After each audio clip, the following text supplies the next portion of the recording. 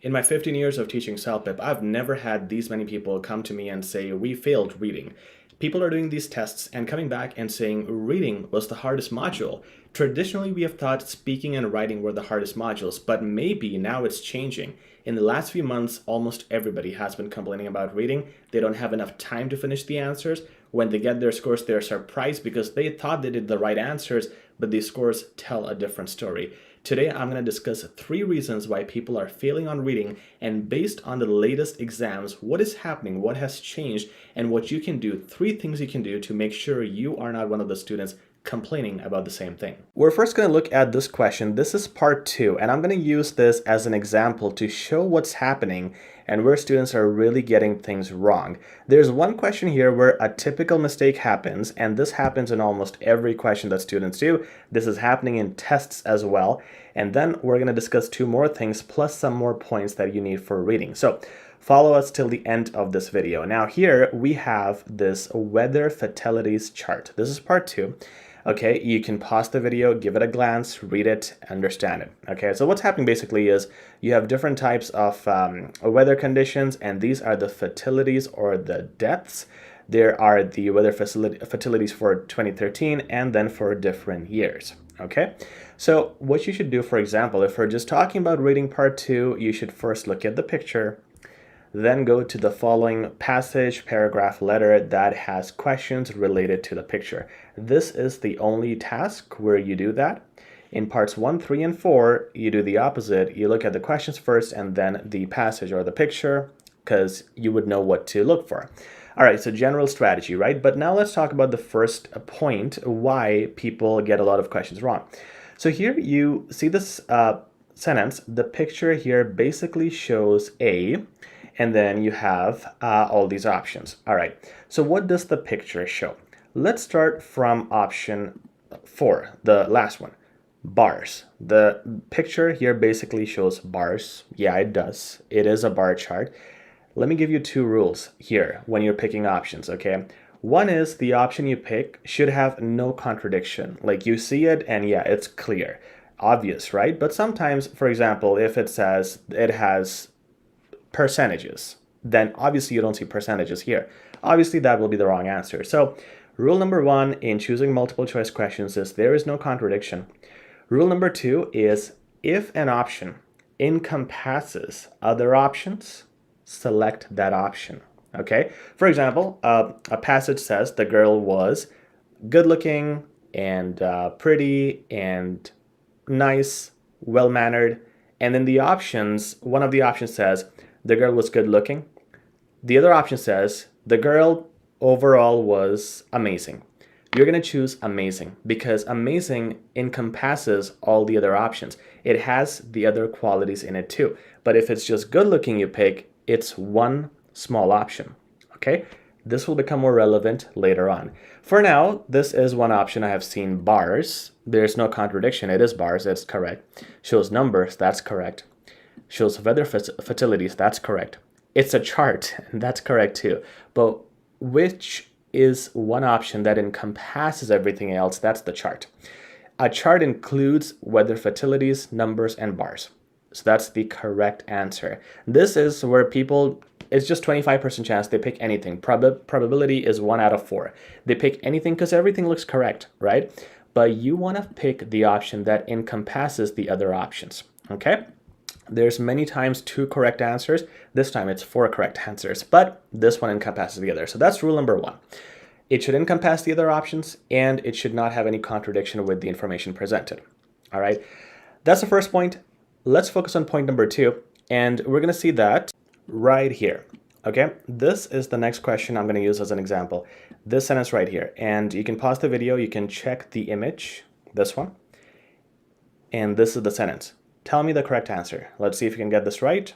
Okay, now I'm going to go to the answer. So now it says, whereas the most something number of fatalities was the one shown in the red bar for hurricane. So one thing you want to do is, of course, look at the keywords, right? So red bar for hurricane, and this is the red bar for hurricane. Okay, this is very little, small, and compared to others, it's just very different.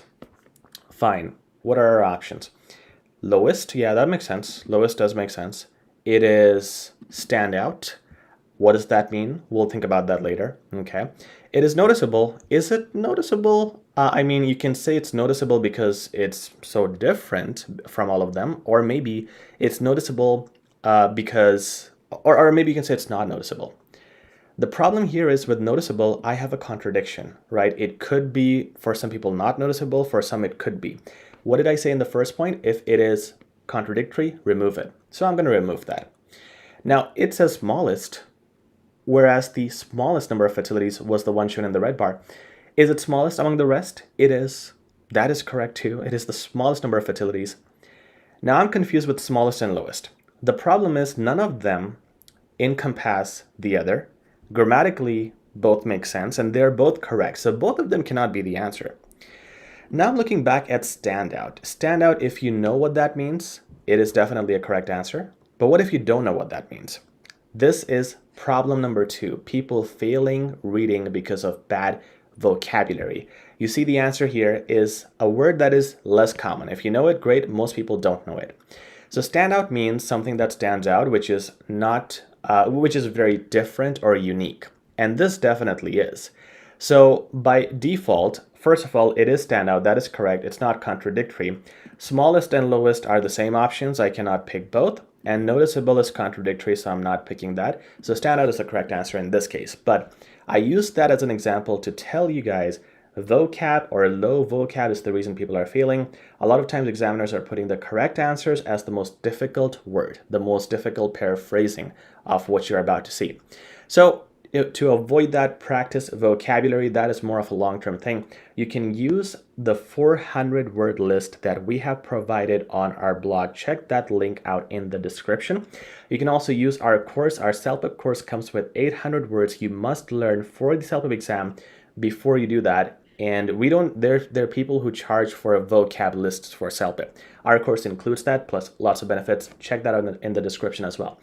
So having a good vocab is very important now, because not only in the questions, but also within the passages, within the sentences, you are going to see difficult words.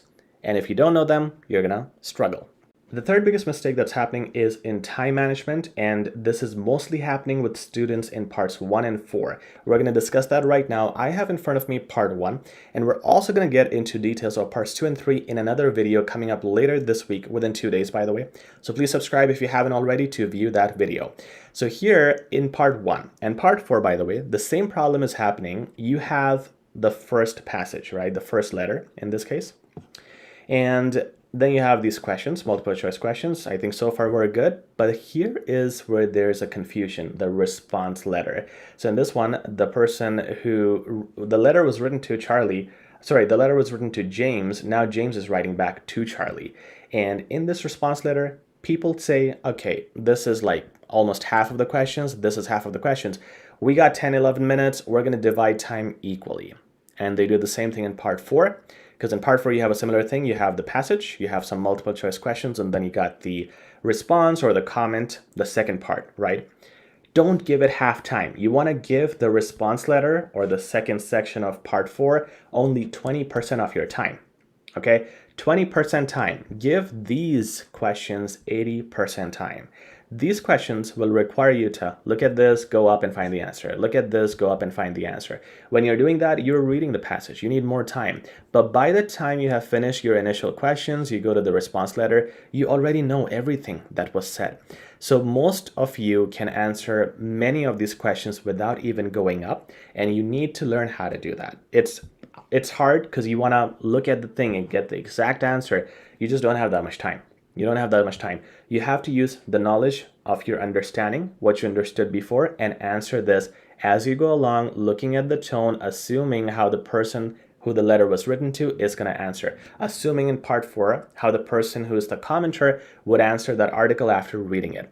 Use your knowledge and tone and understanding, which is why it's very important to understand the initial passage, which is why you give it more time to understand it properly. If you are very lucky, you will have enough time to look at the options, look at the sentences, and go up. but don't think that you will have that time. You want to use very little time here, use your understanding of tone and the structure from before to answer these questions. So I hope that helps, and I hope you don't get into the same loop of failing the exam like many people are doing right now. Stay tuned, another video on reading is coming up because people are struggling here and we're here to help. Please subscribe, like, and share. We'll talk soon. I don't understand why a lot of people get this question wrong. This is question number 2 of your CELPIP speaking test. So we're going to work on this and we're going to give a detailed overview of what you need to do for a good speaking score. There's a complete breakdown later that I'm very excited to show you. It's going to give you a lot of information of everything you need to do for your exam. But first, let's talk about question 2 because people get really confused here. Let's read it. Talk about your favorite vacation spot. You can talk about a place you visited, plan to visit, or have heard about. Explain what is so special about this place. Now, if I just tell you, read the first sentence and don't read anything else, is that going to be wrong? No, that is perfect. If you just do that, you don't really need to look at all these things, and that is going to save you valuable preparation time. So don't worry about any of the rest of the statements. Just look at the first sentence every time in question number 2.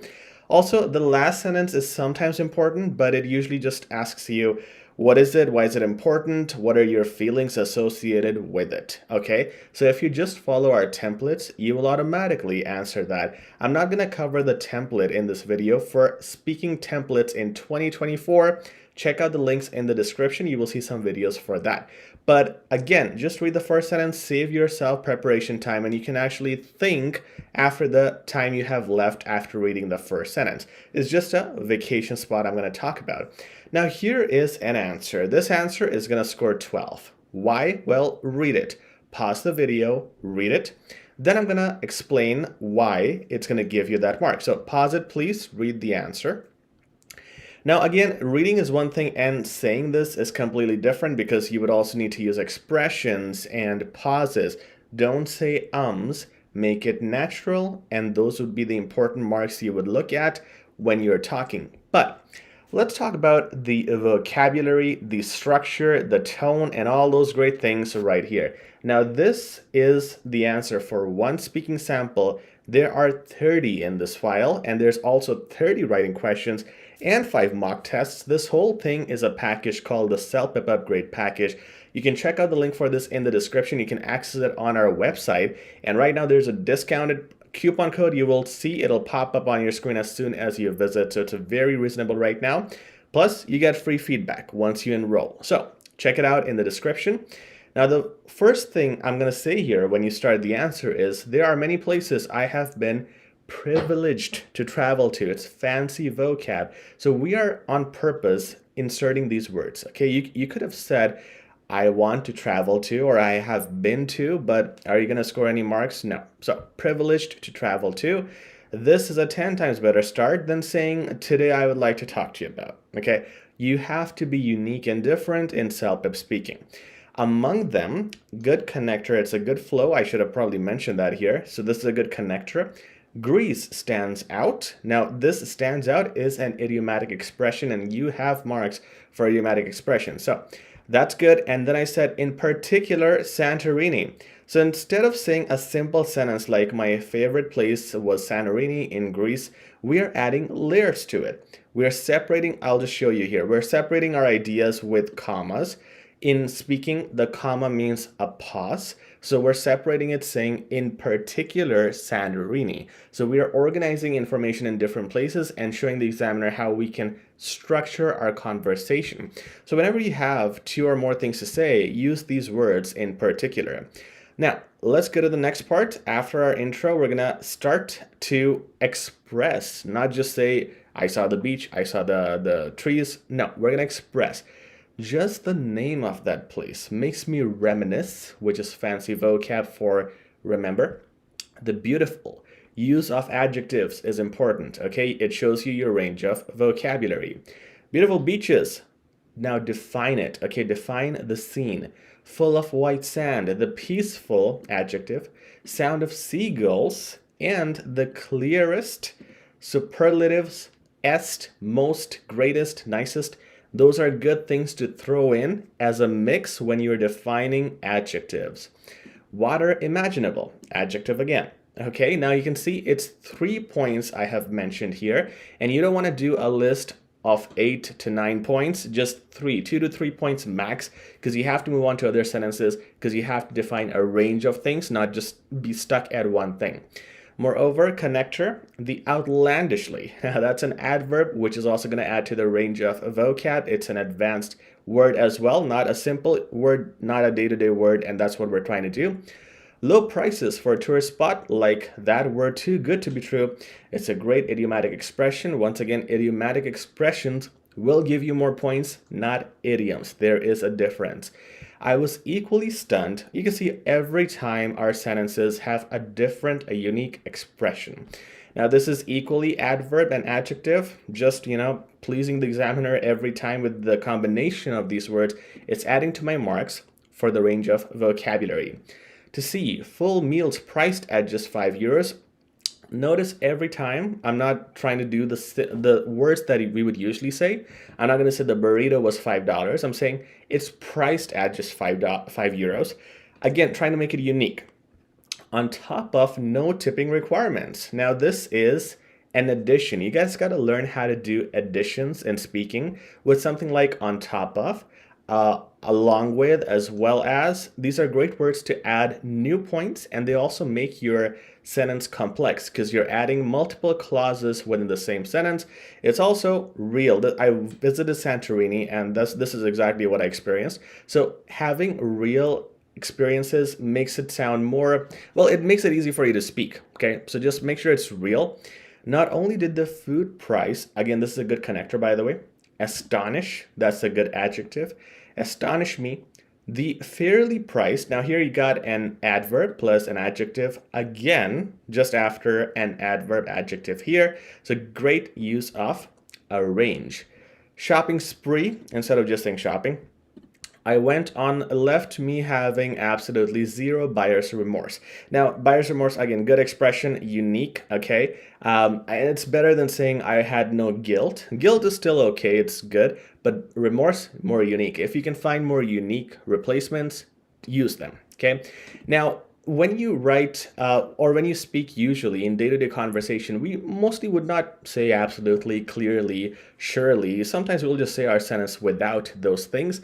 But in CELPIP speaking and writing, use them. Use the lees, use the adverbs. They will just give you more points. Okay. Conclusion, do not say to conclude. Do not make it sound like you're actually giving an exam. You have to make it natural. Something like all in all, it's natural, plus it is unique. It's not a simple thing that everybody else is going to say. It was a trip completely worth the hype. Again, it's a good idiomatic expression. It's unique and advanced too. It's not a simple idiomatic expression that people would use. It's different, and that's what we're aiming for. That's it. That's the conclusion. This is something that takes 3 seconds to say. And when you're looking at the timer, when you expect you're almost done with the time, it's perfect to place in. Not a long conclusion, ensuring you finish on time. In fact, we had a student today who emailed and said he got a 7 in speaking. He was very confused, asked for a reevaluation. I asked him, did you make a major mistake? He said, well, no, everything was perfect. Just in the first 4 questions of speaking, I missed the time. So that's obvious. If you miss the time in the first 4 speaking questions, you're never going to get a 9. So finishing on time is also very important, okay? Now, note that you only have to keep 2 to 3 good quality points in part 2 speaking, not more, maybe maximum 4. You just have a minute, okay? So not more. Just make them well defined instead of having several less defined points crammed together. Quality over quantity, remember that. Okay, so you can again pause the video, look at this breakdown, and if you are done, and that's it for this video. You can again check out more samples like this in the description. There's a course link there and more educational videos in the description as well. Please like, share, and subscribe. Until next time. In this video, I'm going to show you how to score 11 or 12 in your task 1 of the CELPIP writing. I'm going to show this to you with a practical sample. This is the question. You can read it, pause the video. I will focus more on the answer. Now here it's basically just talking about giving suggestions or improvements to your cafeteria. Okay, let's go to the answer.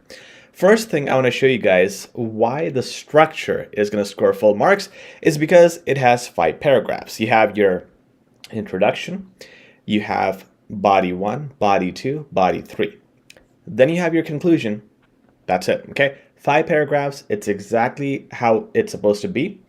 And the 3 bodies answer the 3 bullet points in the question: 1 body, 2 body, 3 bodies, one by one in sequence. So you have no problem with the task response, and you have no problem with the structure. It is very coherent as well, and you have enough details in each body paragraph, which we will see.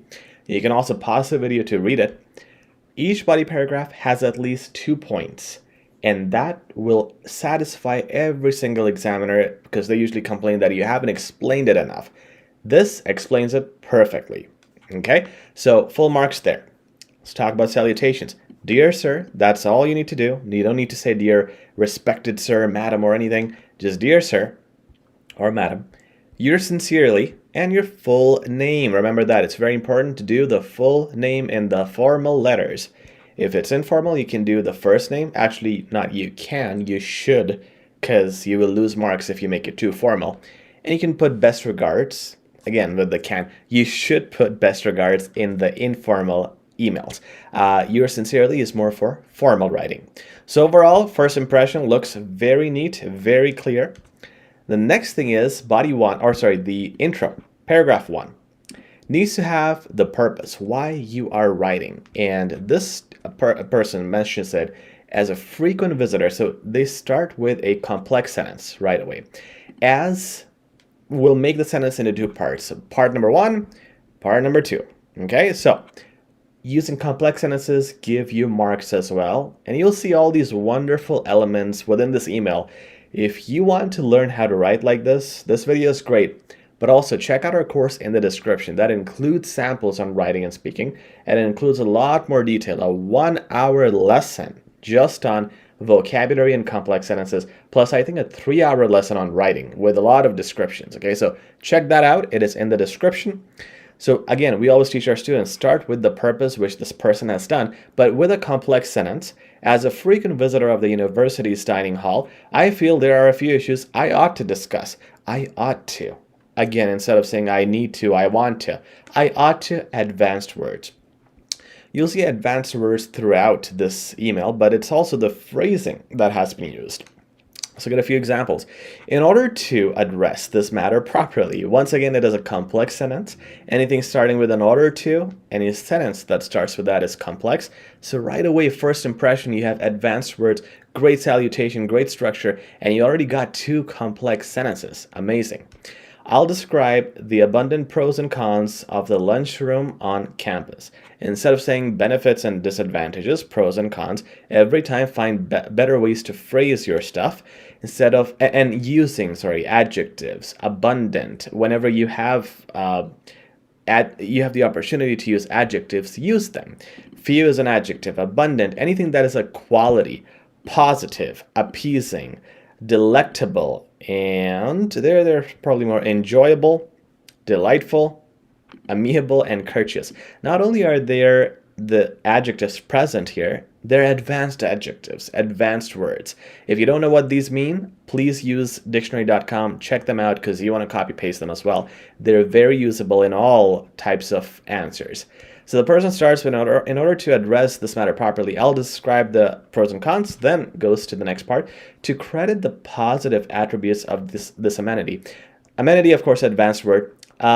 Look, to credit the positive attributes, this is what we call advanced phrasing, okay? The phrase used here is not just, I'll talk about the good things here. That is what everybody can say.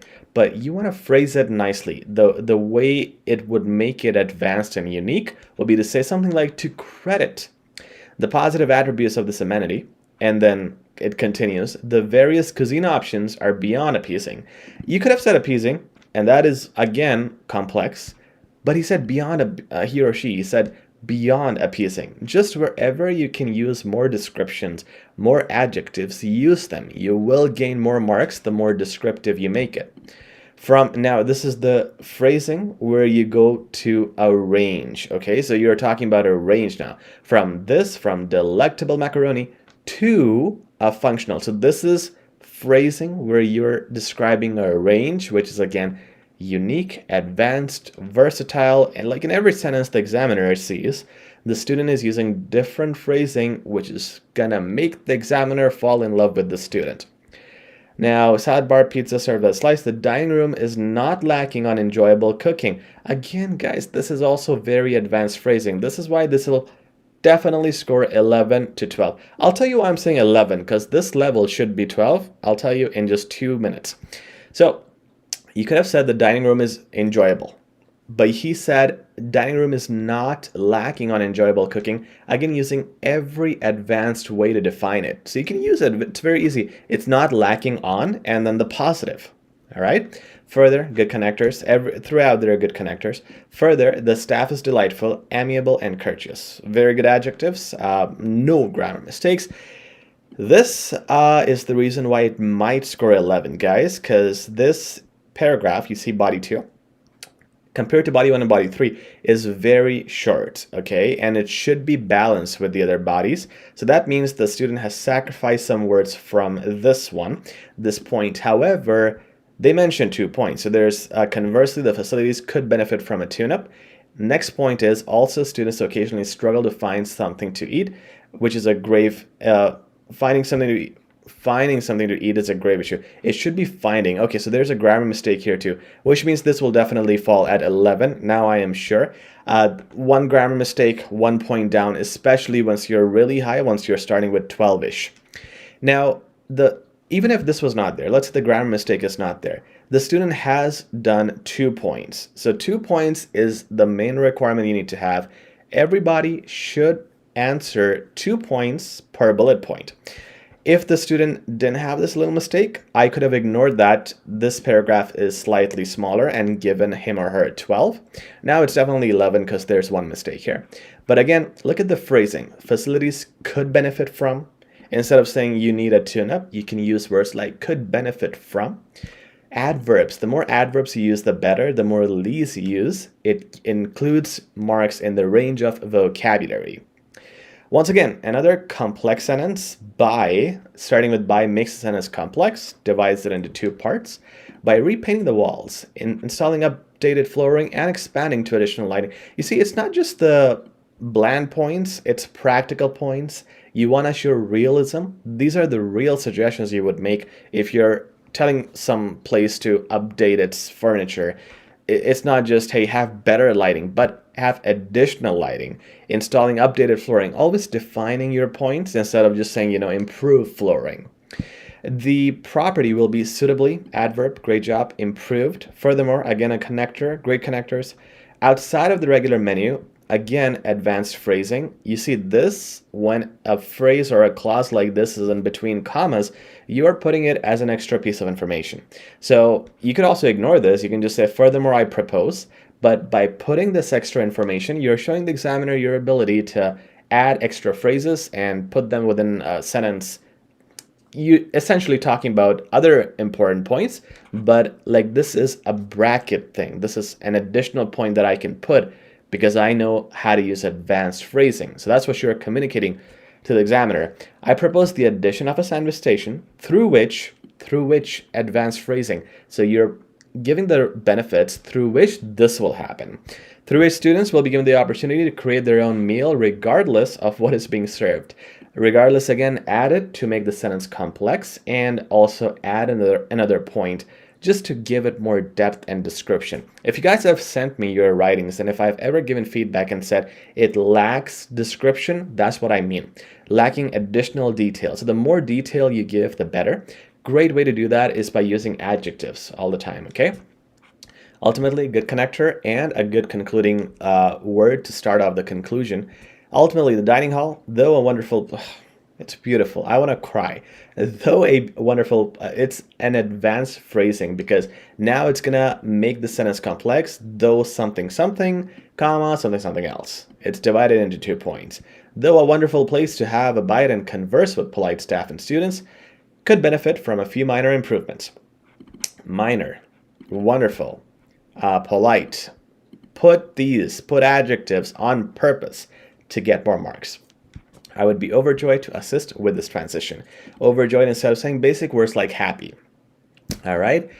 This is what it takes, guys. This is what you need to do to score at an 11 or 12. It's a shame that there was just one little petty grammar mistake, but if it was not there, this is one of the best writings I've ever seen. And if you write like this, you can score 12. Now, if you want to know what your level is, you can compare your writing with this one, or you could send us your writing via email. Email is in the description, info@hzadeducation.com. You'll get free feedback. We will tell you your level and how much work you need to do. And if you, again, want to just practice this on your own, check out our CELPIP self-paced course in the description. That'll teach you how to practically write like this and score a 10 plus in your writing exam. Please like, share, and subscribe. Talk soon. In CELPIP, the listening module is typically the easiest one, but a lot of people struggle with that. And when people struggle, they say that we struggle with reading and listening. So I hear this very commonly, and I don't hear a mixture of, I struggle with writing and listening or speaking and listening. When you say you struggle with reading and listening, it means you have a problem or a weakness, if I want to be polite, in getting the information. When you listen to something or you read something, you maybe lack attention, you maybe drift off, or you're just not able to get what other people are trying to say. And there's a number of reasons for this. So we're going to look at how we're going to tackle those.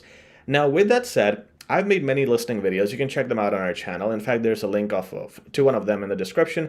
There's also a playlist for everything reading, listening, writing, speaking, which is all in the description. So always check out my descriptions. They are very useful with good material. But in this video, I'm going to discuss listening parts 5 and 6 because they are the hardest parts. That's where people get really stuck at. So when we talk about listening part 5, we're talking about the video where you have 2, 3, or sometimes 4 people arguing, debating, or they're just talking about some topic. Now, this is on your screen a sample of how you're supposed to take notes, and we're going to break it down into multiple parts. So first of all, you want to make columns. Okay, commonly you have 3 people talking. So as you can see on the screen, we have columns 1, 2, and 3. Under each column, you simply write what the person is saying. Okay, and you're doing this while the audio is being played. You don't see the questions when there's CELPIP listening, you will see them after. So your job is to make amazing notes. Now, if you organize them in 3 columns, you know exactly what each person is saying. When you face the questions, a lot of questions are going to ask you, what did this person say? What did that person say? So it's important there. And also, they would ask you, how did this person respond to that person? Or what did this person say after the other person said that? So you really need to know what each person says. So you have to separate that information. That's very important. Don't just put everything in one sheet. So making columns is important. And these lines you see here are just examples. So that's where you put your notes, for example.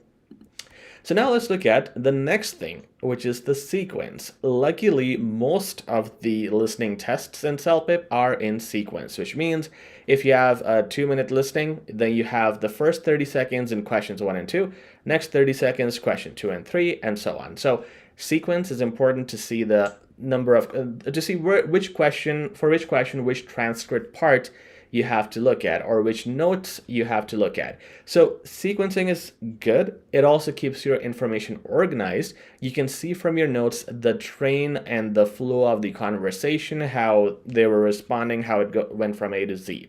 Now the next thing is arrows. When you write a note, I wrote this here, then I'm going to make an arrow right after that, okay? And then another arrow, and then another arrow.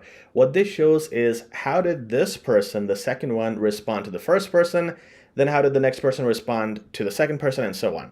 But you may say that, well, we have the sequence, right? So we know how the other person responded to the comments, but how did they respond to which comment? That's important to know as well. For example, in the first case, the first person just said one thing. So here's the response, fine. But in the second column, you can see the person said 2 different things. This could be 2 separate sentences, it could be 2 different points, 2 arguments, whatever. Basically, this was 2 separate things that were said, and the third person that responded with the first comment that they made was on the second comment made by the second person. So that's what the arrows tell me, which comment is being responded to. Now, if you see here, the arrow goes from the third person's second comment to the first person's first comment, showing me that their answer is based on what comment exactly. So doing this is helpful. Why? You get questions asking you, how did this person respond to the other person when they said this? Or what does Sally think of Mark's something? And then that something would be one of the comments, and then you want to see how Sally responded to that. So making arrows helps you really well in, again, understanding it and getting the answers to those questions if they ask specifically for those things. One thing I want to mention, I didn't make a PDF for it, but I just remembered I should have maybe. Some people write here, guy with glasses or lady with red shirt and so on. Don't waste your time, okay? You can see that. You will never forget that, most likely, unless you have really bad observation. Most likely you will see that, so no need to write those things. And yeah, just save your notes for what is being said, okay? But that is, again, important too, because important to remember, because they also ask you, what did the guy with the red shirt say? What did the lady with the glasses said? So make sure you look at who is saying what. But again, if you have these columns, you know that Sally is the one wearing the red shirt, Mark is the one with the glasses, so it's not that hard. Coming to part 6, now we're in this territory with part 6. Part 6 is viewpoints. So here is where people debate, they have different points of view. It could be two. Usually it's 2 points of views, okay? It's like one person is really negative about something, the other person is really positive. If that's the case, you make 2 columns. However, in this case, what I'm trying to show you is 3 different points of views that were discussed, for example. And what happens is there's, for example, talking about overfishing, okay? We're discussing that. And there's this person, this group that really supports it, and these are all the points for that. And then they talk about the other group that does not support it. And see how I am only on the left side of my paper. I'll tell you later why this is important. So I'm talking about or writing notes on everything that this opposite group is saying. So I'm writing here, and then I continue on the right side of the page. Okay, so I'm continuing here. And now they introduce a third group, so I now make a separate column for them. This is literally the lines you're going to make in the exam to separate information. So now this is the third column for them, and this is what the neutral group says. So now I have my notes. When I see the questions, I'm super organized. I know that this one is positive, this is negative, and this is neutral. And when I get questions like who said what, or how did this person disagree with that person, or what's the neutral opinion, I know which column to look for. It's also in sequence, so it keeps me really well organized. Now, why I did everything on the left side of the paper is because sometimes at the end, your paper is about to get full. In between and during the listening, you cannot ask for another paper. If you do, you're just going to miss a lot of time when they're speaking, and sometimes the invigilator is slow in providing the piece of paper. So we don't know how long the listening is going to be. Let's just make sure we have enough room on each side. So that's why we're not using the whole paper. At the same time, by doing this, it's way more organized than if you were to do few points here, then a few points here, because if you do that, you don't see the sequence. The sequence should be top to bottom, okay? So you do a few notes, and then the other notes are going to go at the bottom, and then continue here. It's much better than doing notes here, and then going down. It's going to be very hard to read. And again, notes are supposed to be small sentences that give you hints. They're not long sentences, so they should be occupying half the page. If you write long sentences, you will run out of time because you just don't have that time. Remember also, don't just rely on writing everything, because it's impossible in part 6 that you will be able to write everything. They're going to be fast, and no human can write that fast, okay? So you want to make sure you use your memory as well. You have to write a lot of things, but also remember the things that you were not able to write. It does require multitasking, but you have to use a combination of your memory and your notes to remember what was said to answer the questions later. Finally, draw pictures too. Don't just write things, draw pictures. They are faster than writing sometimes. For example, if they tell you, this one has to be these many millimeters and this much length, you have to write those things down. You won't remember the numbers. But you can make pictures when, for example, this person says overfishing is killing a huge population in this large area of river, and if we go there, then we might not have any fish at all. Instead of me writing all of this, I could just draw like 2 wavy lines indicating that there's water, put a fish there, just a quick fish, like an oval sign, and just put a cross on that. And that will tell me, okay, this is the big water that they were talking about. There's no more fish there if we overfish. See how fast that is instead of me writing the whole thing. So use pictures as well, not only in part 6, but in all the parts. However, very importantly in part 6, because that is where you have to find strategies to remember with memory, take pictures and take notes to get all that information, because it's going to be the fastest listening part among all 6. All right, so do remember these strategies for parts 5 and 6. They are the challenging ones in listening, but if you can overcome them using these strategies, you should be okay, and you should be scoring a good mark in the CELPIP test.